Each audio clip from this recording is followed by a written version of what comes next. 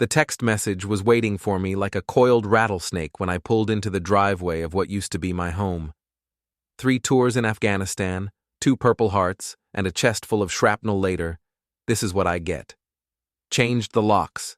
Kids don't need you anymore. Move on. Julia. My name's Danny Mitchell, and I'd just spent 18 months dodging IEDs in Kandahar, while my loving wife was apparently dodging her wedding vows back home in Millbrook Falls, Massachusetts. This charming little mill town, population 12,000 and shrinking, where everyone knows everyone else's business except, apparently, mine. Before we dive deeper into this story, I have one small request. Please subscribe, drop a like, comment, and hit that hype button to boost this channel so more people can discover these incredible Reddit stories. I sat in my battered Ford pickup, engine ticking in the October cold, staring at that text. The house looked different. New paint job, some trendy gray color that screamed Pinterest board. The flower boxes I'd built before my last deployment were gone, replaced with sleek metal planters that probably cost more than my monthly disability check. Understood, I texted back. Then I smiled. It wasn't a nice smile. 20 minutes later, I was sitting across from Lieutenant Colonel Banks at Murphy's Bar, the kind of dive where the beer's cold, the conversation's honest, and nobody gives a damn about your problems unless you're buying the next round. Banks had been my commanding officer in the sandbox, and now he ran a consulting firm that specialized in what he called legal problem-solving for veterans. "Danny boy," Banks said, sliding a whiskey across the scarred wooden table. "You look like hell warmed over." "Feel worse than I look." I knocked back the whiskey, felt it burn. "Need some advice, sir?" "It's just Banks now. And let me guess, the little woman's been playing house while you were playing soldier?" I showed him the text. Banks read it, his weathered face stone serious. "She changed the locks on marital property without notice? That's illegal in Massachusetts. You want to play hardball?" "I want to play smart." Banks grinned. It was the same grin he'd worn right before we'd taken that Taliban stronghold outside Kabul. "Then let's make some phone calls." Within 4 hours, my phone was buzzing with callbacks from lawyers, court officers, and process servers. Julia's phone was probably doing the same thing. Emergency motions, temporary restraining orders, demands for immediate access to marital property and children, all perfectly legal, all perfectly devastating to someone who thought she could just lock out her inconvenient husband. By sunset, I was back in my house. Julia was in her BMW in the driveway, screaming into her phone at some lawyer who was probably charging her $300 an hour to explain why she'd just committed about 6 different violations of Massachusetts family law. I waved at her through the kitchen window as I made myself a sandwich. She flipped me off. I blew her a kiss. Welcome home, indeed. The next morning, I got my first real look at how much my life had changed while I was gone. My daughter Maddie, 17 and full of the kind of righteous anger that only comes from too much social media and not enough common sense, was in the kitchen making what appeared to be a smoothie that cost more than my combat boots. "Dad," she said without looking up from her phone, "Mom says you're being unreasonable." "Your mom says a lot of things. Most of them are bullshit." "Language," said my son Ben, wandering in with a bowl of cereal. He was 14, quiet, and had inherited my talent for seeing through people's crap. He gave me a quick hug. "Glad you're back, Dad." "Thanks, buddy. How's school?" "Same as always. Boring." He glanced at Maddie, who was now filming herself drinking her overpriced health shake. "Maddie's got like 50,000 followers on TikTok now." 53,000, Maddie corrected. "And growing. I'm practically an influencer." "Congratulations. What do you influence people to do? Waste money on smoothies?" She finally looked up from her phone, and I saw Julia's eyes staring back at me, cold, calculating, disappointed. "Mom says you're just bitter because you couldn't handle civilian life." That stung, but I kept my face neutral. Your mom's entitled to her opinion. Where is she anyway? At the gym with Sasha. Maddie went back to her phone. They're training for some fitness competition or whatever. Sasha. I remembered her. Julia's best friend from college, the one who'd moved to town about 3 years ago and opened one of those boutique fitness studios where rich housewives paid $100 an hour to do yoga and complain about their husbands. Tall, blonde, the kind of woman who posted inspirational quotes over pictures of her abs. Dad, Ben said quietly, can I talk to you? Alone? We went out to the garage where my tools were still hanging exactly where I'd left them. At least something hadn't changed. Ben looked around nervously, then pulled a USB drive from his pocket. I found this in Mom's room. I think you should see what's on it. I plugged the drive into my laptop, security camera footage from our home system, the one I'd installed before my last deployment to keep an eye on things while I was gone. The timestamp showed it was from 3 months ago. The footage showed my bedroom. My bed. Julia was there, but she wasn't alone. The man with her was younger than me, all muscles and man bun, and the kind of smug expression that made me want to introduce his face to my fist. They were, well, let's just say they weren't discussing the weather. Who is he? I asked Ben. Travis Kellerman. He runs that new real estate office downtown, the one with all the fancy cars out front. Travis Kellerman. I'd heard the name around town. Local golden boy, former high school quarterback, the kind of guy who wore expensive suits and drove a Porsche and thought he was God's gift to womankind. Apparently, my wife agreed. How long has this been going on? Ben shrugged. I started noticing him around about 6 months ago. Mom said he was helping her with some investment properties or something. Investment properties. Right. The only thing Travis Kellerman was investing in was my wife's pants. Thanks, Ben. You did the right thing. Are you going to divorce her? I looked at my son, this quiet, loyal kid who'd been keeping his mother's secrets and probably hating every minute of it. I'm going to handle it. Don't worry about the grown-up stuff, okay? But I was already planning. In the military, we had a saying. Prior planning prevents piss-poor performance. Julia and her boyfriend had just declared war on me. They just didn't know it yet.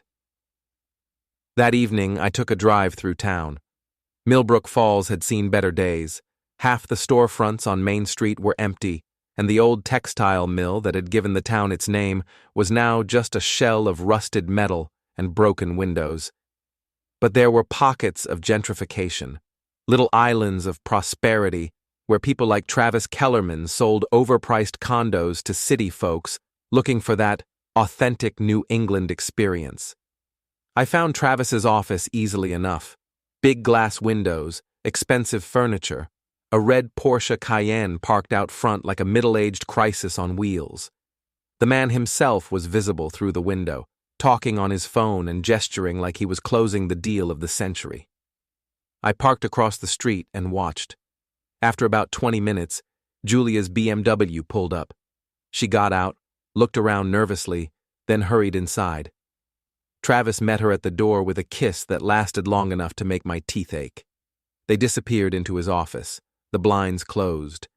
I sat there for another hour, just watching and thinking, planning. In Afghanistan, patience was the difference between going home and going home in a box. This situation required the same careful approach. My phone buzzed. Text from Julia. We need to talk. Meet me at Starbucks tomorrow at 10. I texted back, sure thing, sweetheart. Can't wait. But first, I had a stop to make. Murphy's Bar was exactly the kind of place you'd expect in a dying mill town. Dark wood, neon beer signs, and the lingering smell of cigarettes from back when people could still smoke indoors. The clientele was mostly guys like me, working class, middle-aged, and nursing grievances along with their beers. I found Mick Donovan behind the bar, same as always. Mick was pushing 70, built like a fire hydrant, and had been running Murphy's since before I was born. He'd also been my boxing coach back in high school, back when I thought my fists could solve any problem. "Danny Mitchell," he said, not looking up from the glass he was polishing. "Heard you were back in town. Also heard your missus has been keeping herself busy." News travels fast. Faster than usual when it involves Travis Kellerman and somebody else's wife. Mick set down the glass and looked at me with eyes that had seen too much of everything. "What can I get you?" "Information, and maybe some advice." "Information's free. Advice costs extra." He poured me a beer without being asked. "What do you want to know?" "How long has everyone in town known about Julia and Travis?" Mick shrugged. "Few months. They weren't exactly subtle about it. Fancy dinners at the country club, weekend trips to Boston, holding hands at the farmer's market like a couple of teenagers. Your wife's got balls, I'll give her that." "What about Sasha, Julia's friend? The yoga instructor? What about her? She involved in this somehow?" Mick's expression shifted slightly. "Sasha's complicated. Came to town about 3 years ago with a story about wanting a fresh start. Set up that fancy gym, started collecting rich housewives like baseball cards. Word is, she's got some kind of history with fitness competitions, maybe some pharmaceutical enhancement if you catch my meaning." I caught his meaning. "She pushing that stuff on her clients?" "Wouldn't surprise me. Half the soccer moms in this town have been looking suspiciously buff lately." Mick leaned across the bar. "But here's the thing, Danny. Sasha's smart. Real smart. The kind of smart that makes me think she's playing a longer game than just selling protein powder to bored housewives." "What kind of game?" "That's the million-dollar question, isn't it?" I was about to ask more when the door opened and 3 guys walked in. I recognized them immediately: Pete Kowalski, Mike Chen, and Tom Rodriguez. We'd been tight back in high school, stayed in touch through my first deployment, but things had gotten weird after Julia started her social climbing act. "Well, well," Pete said, sliding onto the bar stool next to me. "Look what the cat dragged in." Pete owned a small construction company, Mike worked at the power plant, and Tom was a mechanic. Good guys, salt of the earth, the kind of friends who'd help you move a body if you asked nicely. Or at least, they used to be. "Hey guys," I said. "How's it going?" "Better than it's going for you, apparently," Mike said. There was an edge to his voice I didn't like. "Heard you've been causing some drama." "Drama?" "Come on, Danny," Tom said. "The whole town's talking about how you came back and started harassing Julia and Travis, making legal threats, stalking them around town. That's not cool, man." I felt something cold settle in my stomach. "Who told you that?" "Does it matter?" Pete said. "Look, we get it. Coming home to find your wife with another guy, that's got to hurt. But the way you're handling it, it's not right. And how exactly should I handle it?" "Like a grown-up," Mike said. "Accept that your marriage is over, work out a fair divorce, and move on. Don't make it ugly." I stared at them, these men I'd considered friends, and realized they'd already chosen sides, and they hadn't chosen mine. "Fair divorce," I repeated. "Right. So Julia gets to cheat, lie, and lock me out of my own house, but I'm the bad guy for wanting my kids and my property back." "Nobody's saying she's perfect," Tom said. "But Travis is a good guy. He's done a lot for this town, brought in new business, helped people buy homes. He doesn't deserve to be terrorized by some jealous ex-husband." "Terrorized? What the hell are you talking about?" Pete looked uncomfortable. "His car got vandalized last night. Sugar in the gas tank, tires slashed, nasty note left on the windshield. Real juvenile stuff." I hadn't touched Travis's car, but somebody wanted these guys to think I had. "And you automatically assumed it was me?" "Come on, Danny," Mike said. "Who else would it be?" I finished my beer and stood up. "You know what, guys? You're right. I should handle this like a grown-up." I threw a 20 on the bar. "Thanks for the beer, Mick, and thanks for showing me who my real friends are."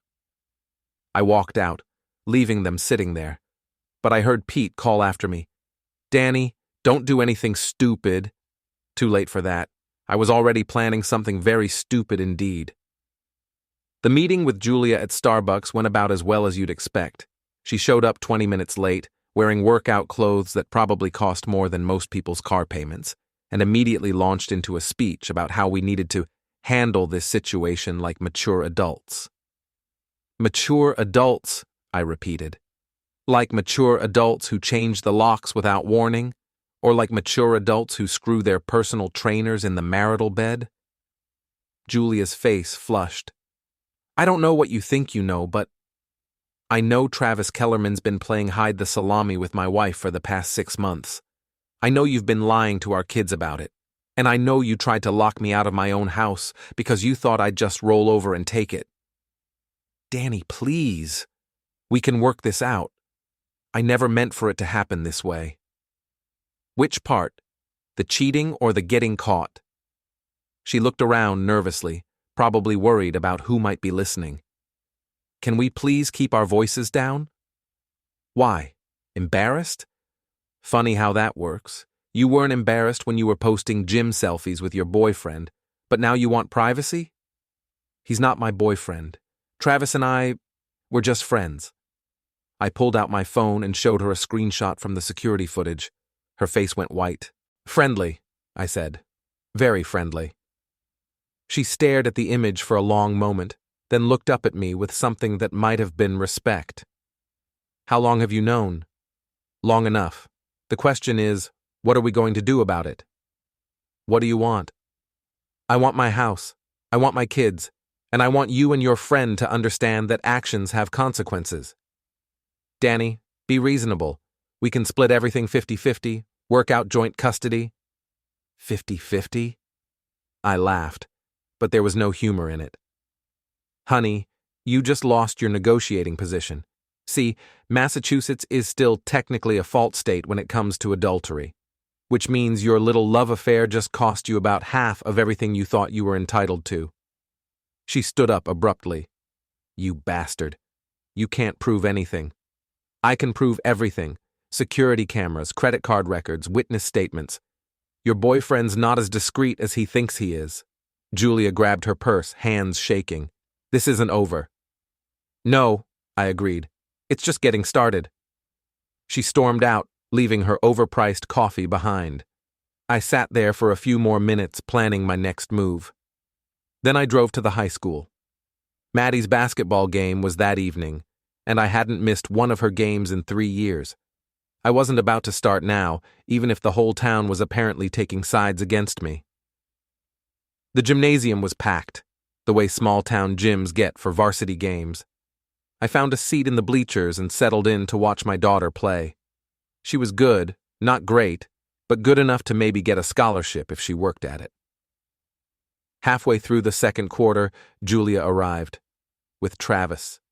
They walked in like they owned the place. Travis in his expensive casual wear, Julia in her designer jeans and perfect makeup. They found seats on the opposite side of the gym, and I watched as heads turned, whispers started, fingers pointed. My daughter saw them too.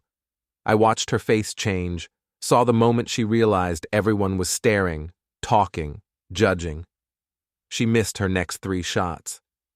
During halftime, I walked over to where they were sitting. Julia, Travis. I nodded at each of them. Nice of you to come support Maddie. Travis stood up. He was taller than me, broader, probably 10 years younger. The kind of guy who'd never been in a real fight in his life. Danny, he said, trying to sound reasonable. Look, I know this is awkward, but we're all adults here. Maybe we can what? Be friends? Shake hands and pretend you haven't been screwing my wife behind my back for the past 6 months? People around us had gone quiet, listening. Julia tugged at Travis's sleeve. Travis, don't, she whispered. But Travis was feeling his oats. I'm sorry about the way this happened, Danny, but Julia and I, what we have is real. We didn't plan for it to happen, but sometimes these things... I hit him. Not hard, not a knockout punch, just a quick jab to the solar plexus that doubled him over and sent him gasping to his knees. The gym went silent. Oops, I said. Sometimes these things just happen. Security was on me in seconds, escorting me out while Travis wheezed and Julia screamed about calling the police. As I was being walked to the exit, I looked back at the court. Maddie was standing there, staring at me with a mixture of horror and embarrassment that cut deeper than any knife. By the time I got home, the video was already online. Someone had filmed the whole thing on their phone, and now Dad Meltdown was trending on the local Facebook groups. The comments were brutal. What a psycho. Feel sorry for his kids. Julia's lucky to be rid of him. Travis should press charges. I poured myself 3 fingers of bourbon and sat in my kitchen, reading the comments and planning my next move. They wanted to play dirty? Fine. I'd been playing dirty since before most of them knew what dirty was. My phone rang. Banks. Saw the video, he said without preamble. That was stupid. Yeah, well, it felt good at the time. Feeling good is expensive when it comes to custody battles. You just handed them ammunition. I know. You ready to get serious about this, or are you going to keep throwing punches like some drunk redneck? I thought about my daughter's face, my son's quiet loyalty, my ex-friend's betrayal, my wife's lies.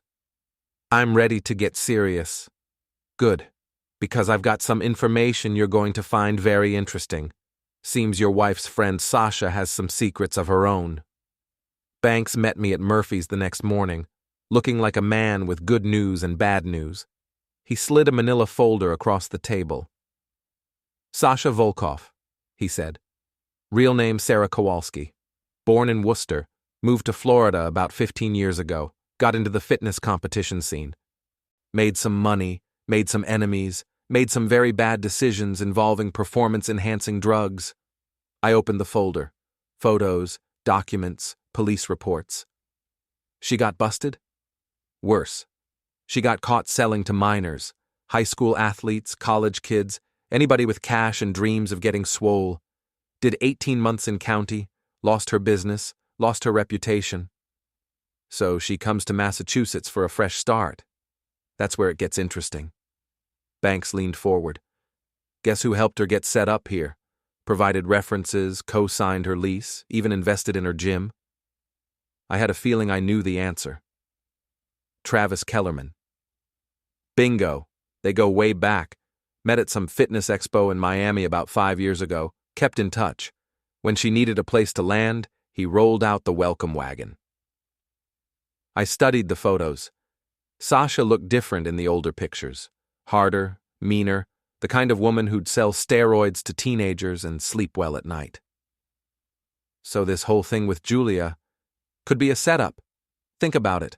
Sasha befriends your wife, gets her into fitness, introduces her to Travis. Your wife's a successful lawyer, good income, nice house, respectable reputation, perfect target for a couple of grifters looking to score big. But what's the end game? Julia is not rich enough to be worth this kind of elaborate con. Banks smiled grimly. Who says Julia's the target? I stared at him. Me. You're a decorated veteran with a disability pension, property, and a small business. You're also deployed overseas for months at a time, leaving your wife lonely and vulnerable. Perfect setup for a honey trap. The pieces started falling into place. They get Julia to cheat, make sure I find out, then what? Blackmail? Or they push you into doing something stupid, like punching someone at a basketball game, and then clean up in the divorce. Julia gets half your stuff, Travis gets Julia, and Sasha gets her cut for orchestrating the whole thing. I felt sick, and I played right into their hands. Not necessarily. See, here's the thing about cons. They only work if the mark doesn't know he's being conned. Now you know. So what do? Banks grinned. We con the con artists. That afternoon, I paid a visit to Sasha's gym. Elevate Fitness was housed in a converted warehouse on the edge of town, all exposed brick and industrial lighting. Very trendy, very expensive, very intimidating to anyone over 40 who still thought exercise meant mowing the lawn. Sasha was in the middle of a personal training session with one of her clients, a woman I recognized as the wife of a local bank president. They were doing something that looked like a cross between yoga and medieval torture. "Danny," Sasha called out when she saw me. "What a surprise! I heard about what happened at the game last night. Are you okay?" She was good, I had to give her that. The perfect combination of concern and sympathy, with just a hint of "I'm on your side" thrown in. If I hadn't known what I knew, I might have bought it. "I'm fine," I said. "Just wanted to apologize. I know you and Julia are close, and I don't want my problems with her to affect your friendship." "Oh, Danny." She put a hand on my arm. "You don't need to apologize to me. I can't imagine how hard this must be for you." "It is. Coming home to find out your wife's been, well, you know, and with Travis Kellerman, of all people." Sasha's eyes flickered, just for a second, but I caught it. "Travis he's a complicated man. I've known him for a few years now, and sometimes he makes choices that hurt people." "You've known him for a few years?" "We met at a fitness expo. He was looking for investment opportunities, and I was looking for backing to start my own gym. It was purely business." "Purely business. Right." "Well," I said, "I just wanted you to know that whatever happens between Julia and me, I don't blame you. You're a good friend to her." "I try to be." She squeezed my arm. "And Danny, if you ever need someone to talk to, someone who understands what you're going through, I'm here." I left the gym feeling like I needed a shower. Sasha was playing the concerned friend angle hard, probably setting up for the next phase of whatever game she was running. But now I knew the rules. That evening, Ben came to find me in the garage where I was pretending to work on my truck's engine. "Dad, can I ask you something?" "Shoot." "Are you and Mom going to get divorced?" I set down my wrench and looked at my son. He deserved honesty, or at least as much honesty as a 14-year-old could handle. "Probably, buddy. I'm sorry." "It's okay. I kind of figured." He was quiet for a moment. "Maddie's really mad at you about last night." "I know. I screwed up. She's been posting about it online, calling you names and stuff. Her followers are eating it up." "Great. My daughter was monetizing my humiliation." "Dad, there's something else. I've been watching Mom and Sasha, and I think something weird is going on." "What do you mean?" "They've been having these private conversations, and when I walk in, they stop talking. And yesterday I heard Sasha on the phone with someone, and she said something about keeping him angry and making sure he doesn't think too hard." Smart kid. Too smart for his own good. "Ben, I need you to be careful around Sasha, okay? And don't let on that you're paying attention to what she says." "You think she's bad?" "I think she's not what she pretends to be." The next morning, I got a call from Pete Kowalski. "Danny, we need to talk. All of us. Meet us at Murphy's tonight at 8. "What's this about?" "Just be there." I almost didn't go. After the way they'd treated me the other night, I wasn't in the mood for another lecture about being a mature adult. But curiosity got the better of me. They were already there when I arrived. Pete, Mike, and Tom, sitting at a corner table with beers and serious expressions. I ordered a whiskey and joined them. "Okay," I said. "What's so important?" Pete looked uncomfortable. "We owe you an apology. About the other night, taking sides without hearing your story." "What changed your minds?" Mike spoke up. "We did some digging. About Travis, about what really happened with his car." "And?" "Security camera at the gas station across from his office caught the whole thing. Wasn't you who vandalized his car?" Tom leaned forward. "It was Sasha." I kept my expression neutral, but inside I was doing backflips. "Sasha? Why would she trash her friend's car?" "That's what we've been trying to figure out," Pete said. "But there's more. Tom's been asking around about her, and her story doesn't add up." "What do you mean?" Tom pulled out his phone and showed me a screenshot. "This is from a bodybuilding forum down in Florida. Thread about steroid dealers who got busted. Look at the third post." I read it. Someone with the username JimRat87 had posted, "Watch out for Sarah K. She'll sell to anyone, including kids. Heard she moved up north somewhere. Massachusetts, maybe." "Could be a coincidence," I said. "Could be," Mike agreed. "Except for this." He showed me another screenshot, this one from a local Facebook group. Sasha had posted a photo of herself at some charity event, smiling and posing with a bunch of local businessmen, including Travis. "Look at the timestamp," Mike said.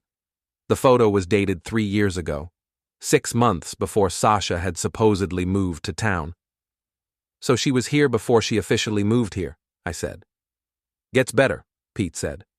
"Tom's cousin works at the county clerk's office. She looked up the incorporation papers for Sasha's gym."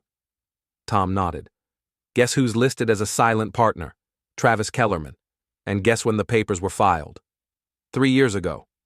Bingo, which means they've been planning this for a long time." I looked at my 3 friends, my former friends, who'd just become my allies again, and felt something like hope for the first time in days. "So, what do we do about it?" Pete grinned. "We screw them before they screw you." The plan we came up with was beautiful in its simplicity. If Sasha and Travis wanted to play games, we'd give them a game they'd never forget. Step 1 was making them think they were winning. I started showing up at bars around town, drinking too much and talking too loud about how Julia had destroyed my life and how I was thinking about just walking away from everything. Pete, Mike, and Tom spread the word that I was having a breakdown, that the stress of the divorce was getting to me. Step 2 was giving them a target they couldn't resist. I let it slip to Sasha during one of our chance encounters that I was thinking about selling the house and moving to Florida, maybe buying a boat and disappearing for a while. I even went so far as to visit a few real estate agents and ask about property values. Step 3 was the hardest part: waiting.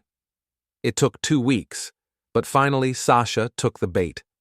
She called me one evening, her voice full of fake concern. "Danny, I heard you're thinking about selling the house. Are you sure that's a good idea? I mean, with the divorce proceedings and everything?" "I just can't handle it anymore," I said, putting just the right amount of broken desperation in my voice. "Every time I walk through that house, I see her with him. I need to get out." "But Danny, if you sell now, you'll lose so much money. The market's not great, and with a quick sale—" "I don't care about the money. I just want out." There was a pause. I could practically hear the wheels turning in her head. "Listen," she said finally. "What if I could help you? I mean, I know some people who might be interested in buying the house privately. Cash deal, quick closing, no real estate agents taking their cut." "You'd do that for me?" "Of course. We're friends, aren't we?" "Friends. Right. That would be amazing, Sasha. I don't know how to thank you." "Don't worry about it. Let me make some calls, see what I can set up." I hung up and immediately called Banks. "She took the bait," I told him. "Beautiful. How long do you think before they make their move?" "Soon. They're getting impatient, and they think I'm falling apart." "Good, because I've got everything in place on this end. When they make their play, we'll be ready." The call came 3 days later. Sasha had found a buyer, a private investor who was willing to pay cash for the house, no inspections, quick closing. The price was about 30% below market value. But hey, that was the cost of a fast sale, right?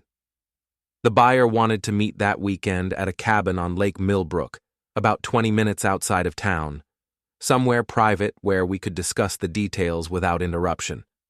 I agreed immediately. Saturday morning, I drove out to the lake.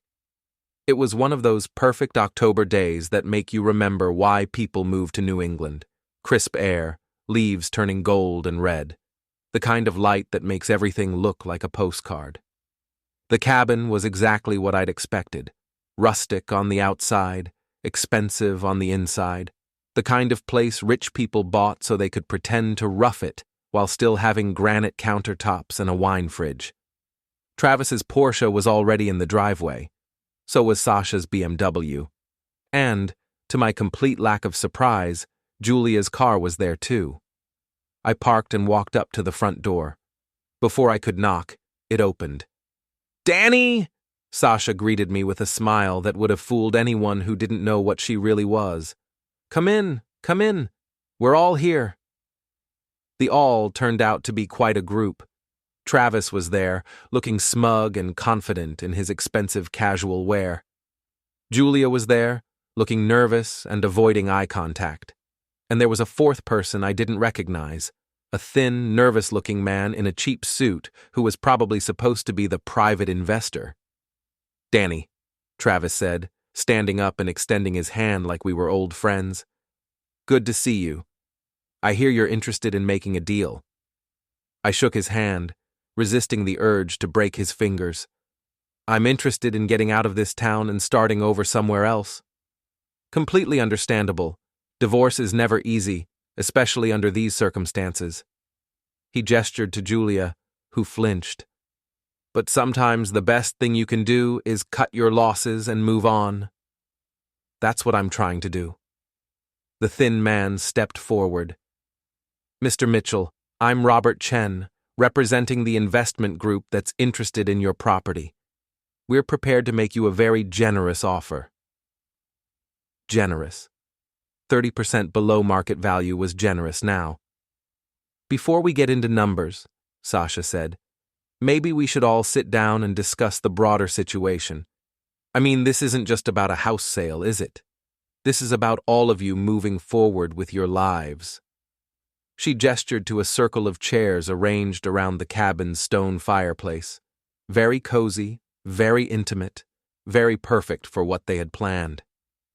I sat down and immediately noticed that my chair was positioned so that my back was to the large windows overlooking the lake.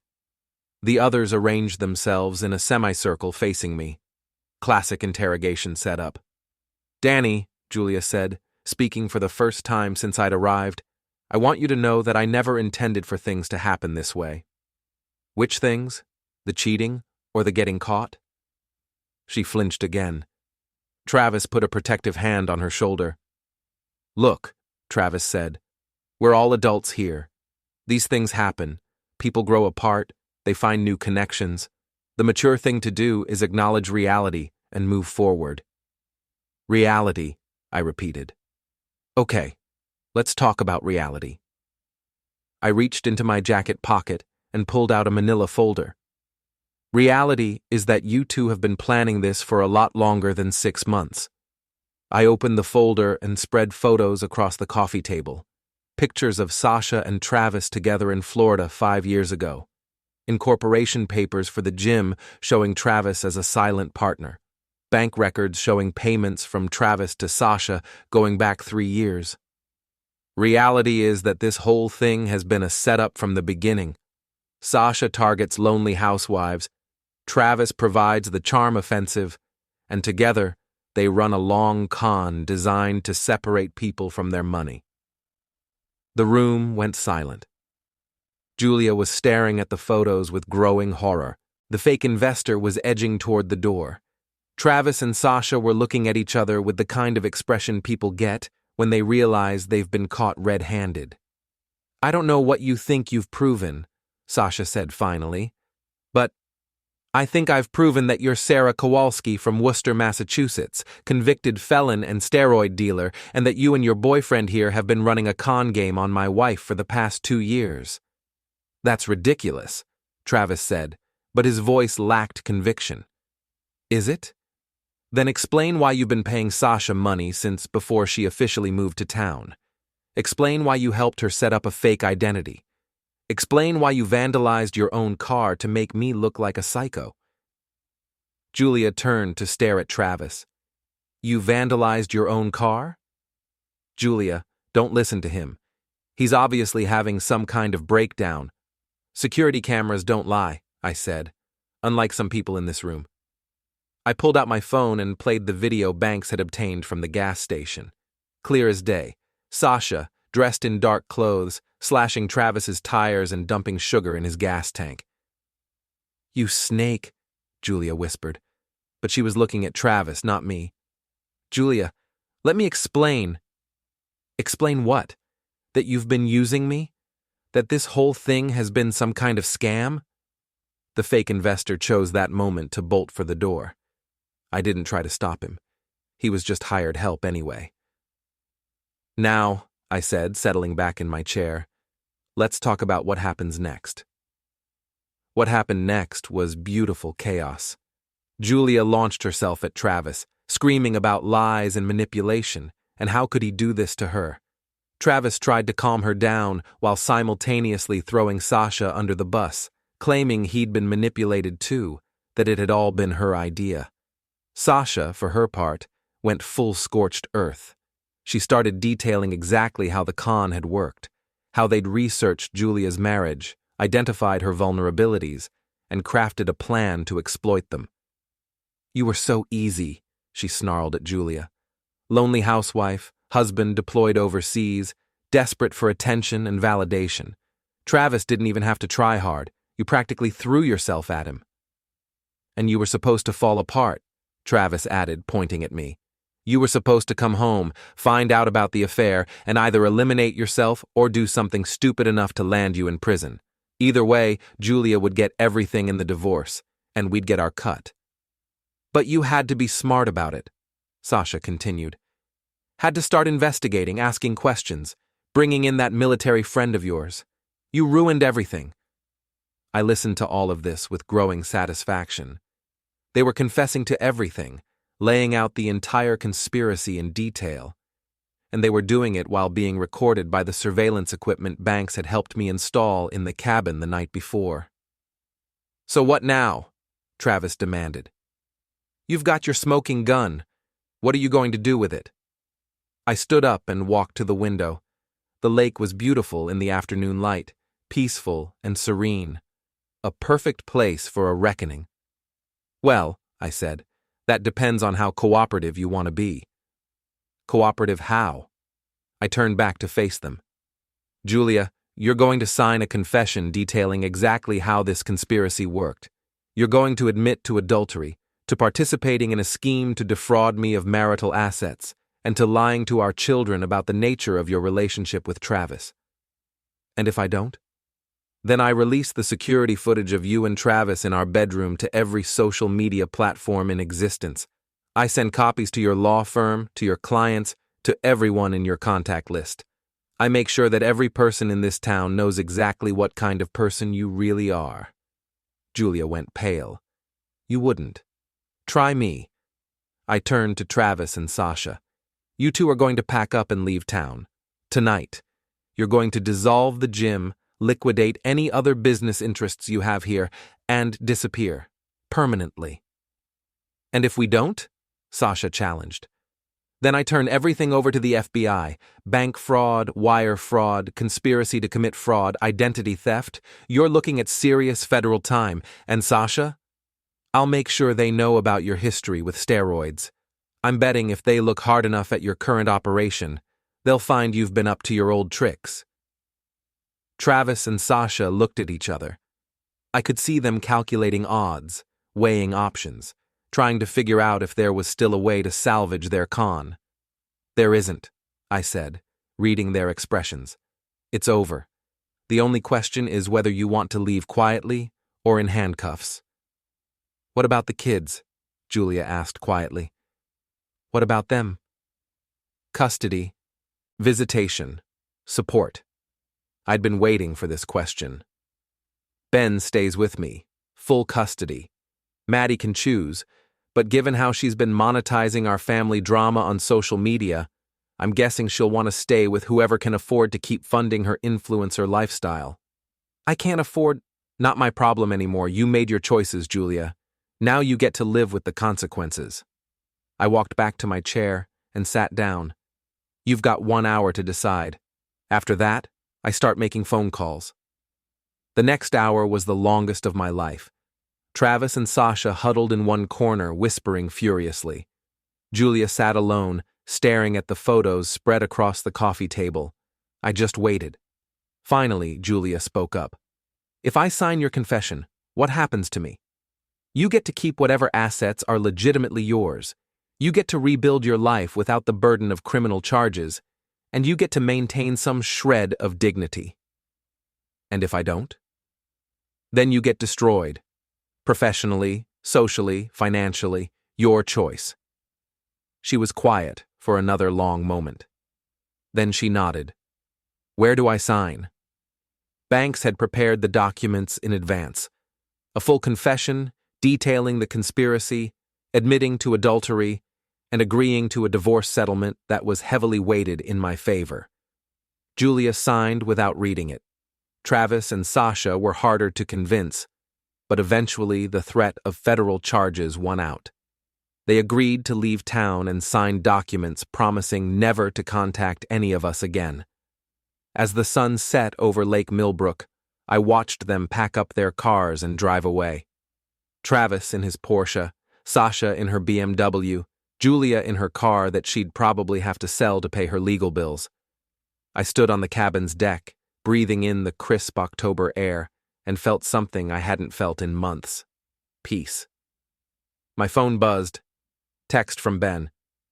Dad, are you okay? Mom came home crying and started packing. I texted back, I'm fine, buddy. I'll be home soon. We need to talk. Another text, this one from Pete. Heard through the grapevine that Travis and Sasha are leaving town. You're doing? Maybe, I replied. Good. Drinks at Murphy's tonight? Absolutely. I locked up the cabin and walked to my truck. As I drove back toward town, I thought about what came next. Divorce proceedings, custody battles, rebuilding relationships with my kids. It wouldn't be easy, but it would be honest. And sometimes, honest is all you can ask for.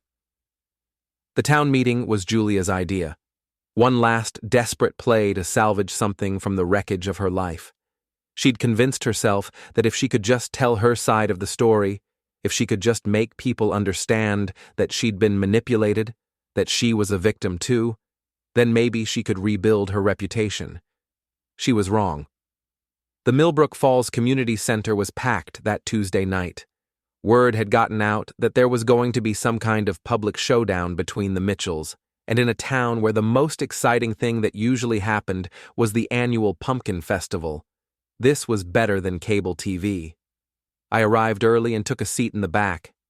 I wanted to watch the whole show, see how Julia planned to spin her story. Banks was with me, along with Pete, Mike, and Tom, my own little support crew. Julia arrived fashionably late, dressed in her best courtroom attire, conservative suit, minimal makeup, hair pulled back in a style that was probably supposed to make her look trustworthy. She'd even brought props, a PowerPoint presentation, and a stack of documents that she claimed would prove her innocence. The meeting was supposed to be about the town's budget or some other municipal nonsense, but Julia had somehow convinced the mayor to let her address the crowd about recent rumors and misconceptions that were affecting her family. She took the podium with the confidence of someone who'd spent years arguing cases in front of juries. But this wasn't a courtroom, and these weren't impartial jurors. These were her neighbors, people who'd watched her transformation from small-town girl to social climbing lawyer, people who'd heard the whispers about her affair. Thank you all for coming tonight, she began.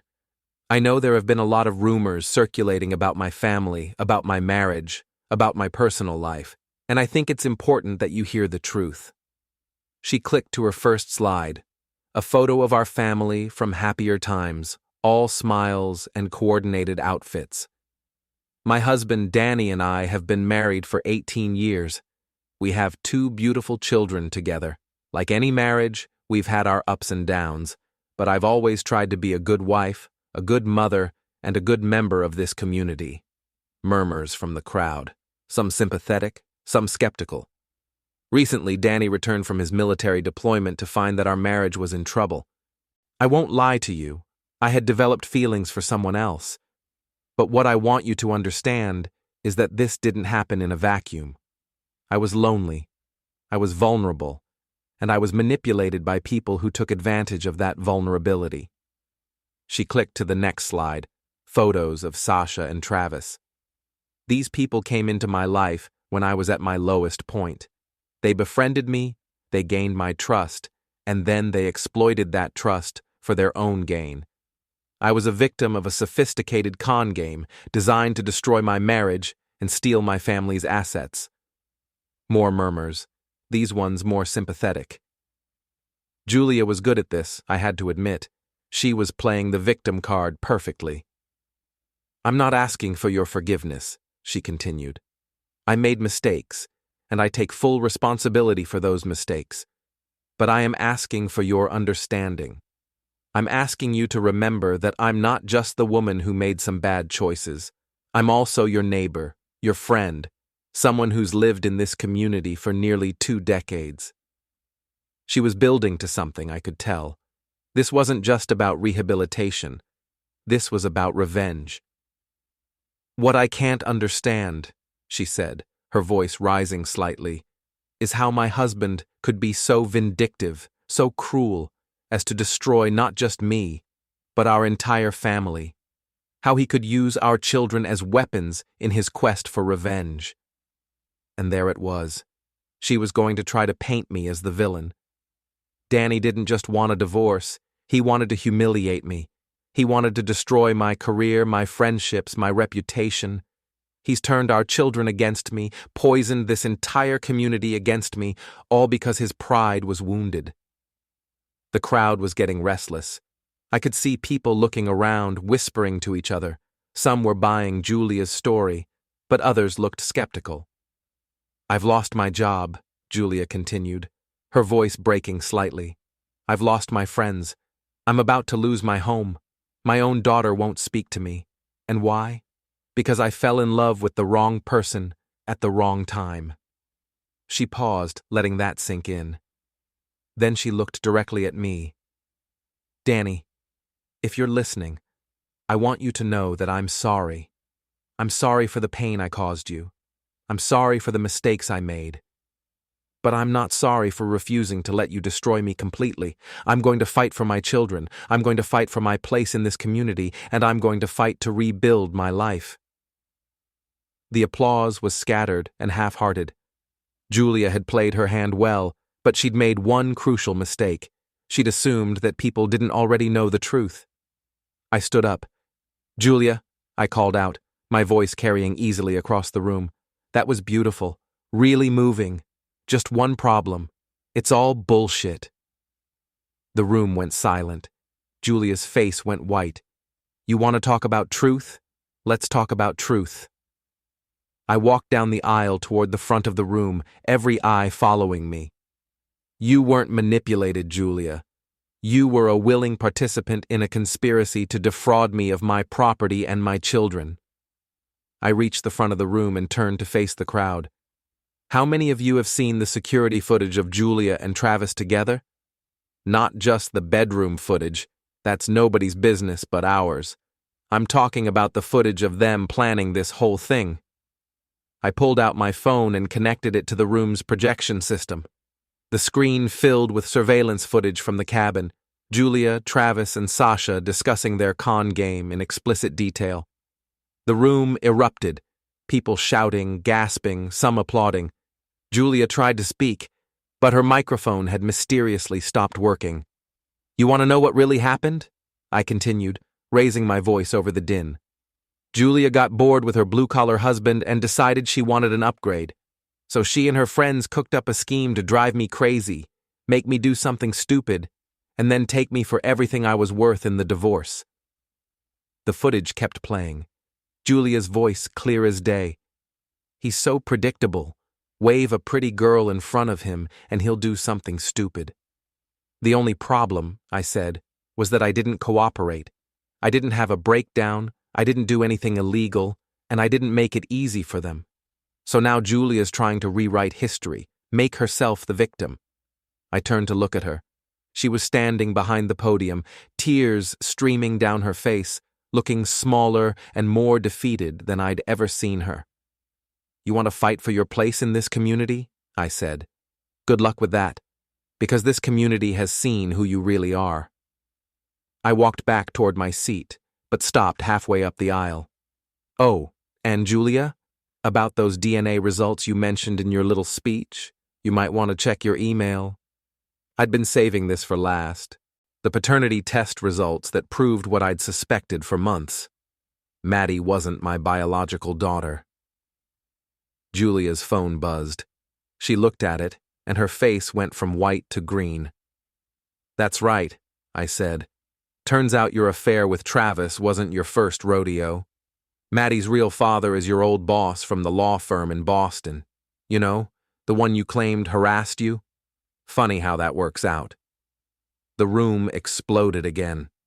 Julia collapsed into a chair, sobbing.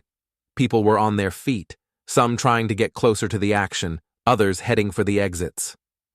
I made my way back to my seat, where Banks was grinning like a shark. "That," he said, "was beautiful." "Thanks. I've been practicing." The meeting devolved into chaos after that. The mayor tried to restore order, but it was hopeless. People were too busy talking about what they'd just witnessed.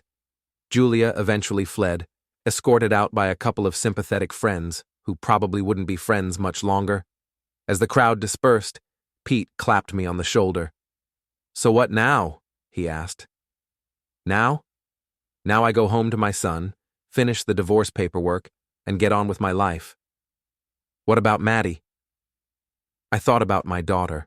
The girl I'd raised for 17 years, who'd turned out not to be mine biologically, but who I'd loved anyway. The girl who'd chosen social media fame over family loyalty. Maddie made her choice. She can live with the consequences. We walked out of the community center together into the crisp October night. Behind us, the building was still buzzing with conversation, people rehashing every detail of what they'd just witnessed. "You know," Mike said, "I almost feel sorry for her." "Don't," I replied. "She made her bed. Now she gets to lie in it. Alone." As we reached the parking lot, my phone buzzed with a text from Ben. "Dad, I saw the video online. Are you okay?" I texted back, "I'm perfect, buddy. See you at home." And for the first time in months, that was actually true. I climbed into my truck and drove home through the quiet streets of Millbrook Falls, past the empty storefronts and the old mill and the houses where people were probably still talking about what had happened at the community center. Tomorrow, Julia would wake up jobless, friendless, and facing a divorce settlement that would leave her with almost nothing. Travis and Sasha were long gone, probably already running their next con in some other unsuspecting town. Maddie would have to figure out how to rebuild her influencer career around the fact that her entire family had imploded in spectacular fashion. And me? I'd be having breakfast with my son, planning our future, and enjoying the fact that sometimes, just sometimes, the good guys win. I pulled into my driveway, looked up at the house I'd fought so hard to keep, and smiled. Welcome home indeed.